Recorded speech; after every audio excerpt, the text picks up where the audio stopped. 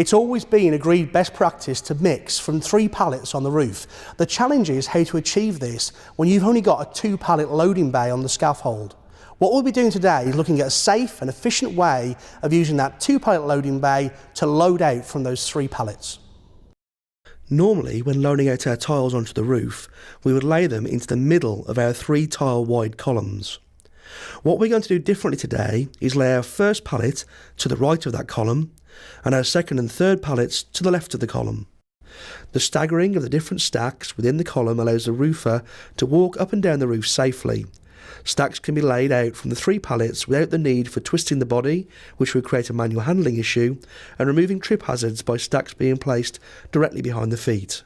Our first pallet has been lifted onto the scaffold and has been loading out onto every other column to the right of centre.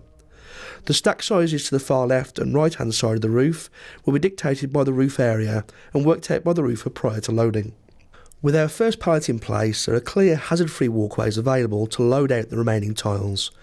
The second and third pallets have been lifted to the 2 pallet loading bay and placed in an alternating pattern between the existing stacks.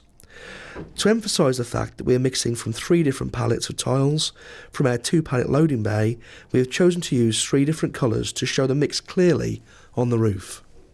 Don't be concerned if you lose track of the pattern we're creating here.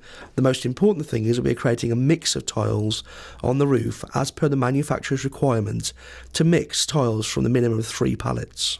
As we're loading our second and third pallets of tiles, we're benefiting from having laid our first pallet to the right of centre, giving us a clear hazard-free walkway up and down the roof.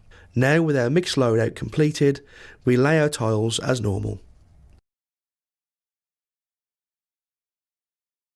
Under BS 5534, the standard for roof slating and tiling, the minimum fix for this roof would be for all tiles to be fixed once and all perimeter tiles to be fixed twice, with a combination of nails and purpose-made clips. The British standard minimum is only a starting point, and often more fixings will be required.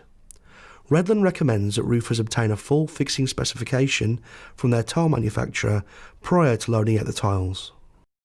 For the purpose of this demonstration, we will not be fixing the tiles. Once again, do not be concerned with replicating the pattern you see here. The purpose of this exercise is to create a mix on the roof, and slight deviation from this method will not have an adverse effect on the end result. So what we've shown here on the roof today is a way of mixing from 3 pallets. We've taken our first and created columns on the roof and then mixed in between with our second and third in a checkerboard pattern. You don't need to be as concerned with the pattern of those tiles, just the fact that they're mixed in between and delivered safely and efficiently to the roof.